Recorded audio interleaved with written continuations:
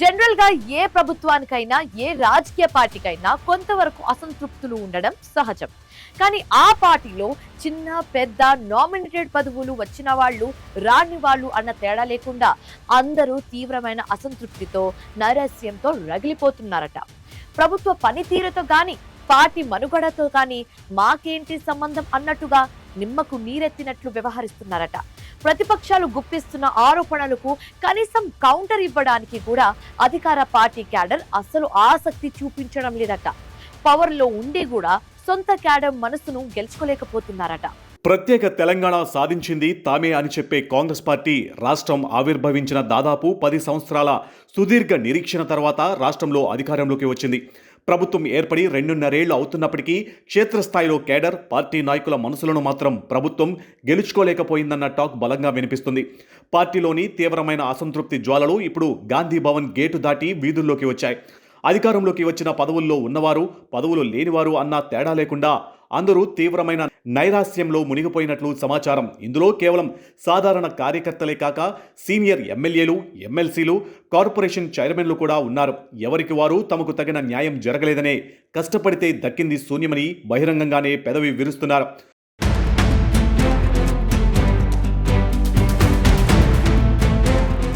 కాంగ్రెస్ ప్రభుత్వంలో పదవి దక్కిన లీడర్లు, పదవి రాని నేతలు ఇద్దరిలోనూ అసంతృప్తికి వేరువేరు కారణాలు కనిపిస్తున్నాయి. పదవి వచ్చిన వారు మేము పార్టీ కోసం చేసిన త్యాగాలకు పడ్డ కష్టానికి మాకిచ్చిన ప్రాధాన్యత ఇదేనా అని నిరాశ చెందుతూ ఉంటే, మరికొందరేమో చేరికల రాజకీయాలపై నిప్పులు చెరుగుతున్నారు. కాంగ్రెస్ పార్టీలో మొదటి నుంచి జెండా మోసిన వాళ్లను పక్కన పెట్టి ఎన్నికల ముందు ఆ తర్వాత ఇతర పార్టీల నుంచి వచ్చిన వాళ్ళకే ప్రభుత్వంలోనూ పార్టీ పదవుల్లోనూ కొండంత ప్రాధాన్యత ఇస్తున్నారని మండిపడుతున్నారు. ఇటీవల సీనియర్ నేత కోమటిరెడ్డి రాజగోపాల్ రెడ్డి లాంటి ప్రజాప్రతినిధులు అసలైన కాంగ్రెస్ వాళ్లకు న్యాయం జరగడం లేదు అంటూ తమ తీవ్ర అసంతృప్తిని పబ్లిక్గానే వెళ్లగక్కడం గాంధీ భవన్లో పెద్ద ప్రకంపనలు సృష్టించింది. ముఖ్యంగా జిల్లా, మండల, గ్రామస్థాయి కేడర్లలో ఈ అసంతృప్తి అగ్నిపర్వతంలా మండుతుంది. ప్రభుత్వం ఏర్పడి 2.5 ఏళ్లు దాటినా తమకు ఎలాంటి ప్రత్యక్ష ప్రయోజనం లేదంటూ ద్వితీయ శ్రేణి నేతలు వాపోతున్నారు. జిల్లా స్థాయిలో పొలిటికల్ మైలేజ్ ఇచ్చే జెడ్పీటీసీ, ఎంపీటీసీ, సర్పంచ్ ఎన్నికలు సకాలంలో జరపకపోవడంతో లోకల్ లీడర్లు కంప్లీట్గా యాక్టివ్ పాలిటిక్స్కి దూరమవుతున్నారు.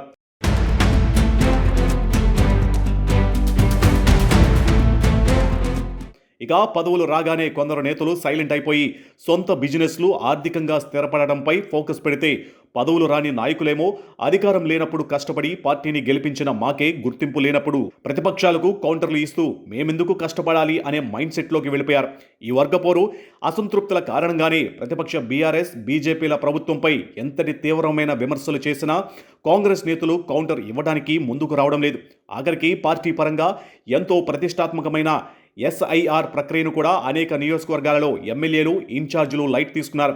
ఢిల్లీ పెద్దల నుంచి స్పష్టమైన ఆదేశాలు వచ్చినా నాయకులు పట్టించుకోకపోవడంతో పార్టీ రాష్ట్ర వ్యవహారాల ఇన్ఛార్జ్ మీనాక్షి నటరాజన్, సీఎం రేవంత్ రెడ్డిలు గాంధీ భవన్లో నేతలకు స్పెషల్ క్లాస్ తీసుకోక తప్పలేదు.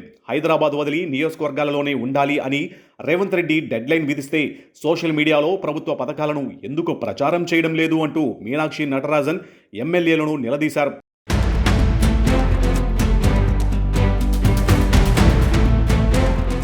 మొత్తానికి కాంగ్రెస్ ప్రభుత్వం హయాంలో గడిచిన కాలంలో అసంతృప్తుల సంఖ్య తగ్గకపోగా రోజురోజుకు పెరుగుతూనే ఉంది.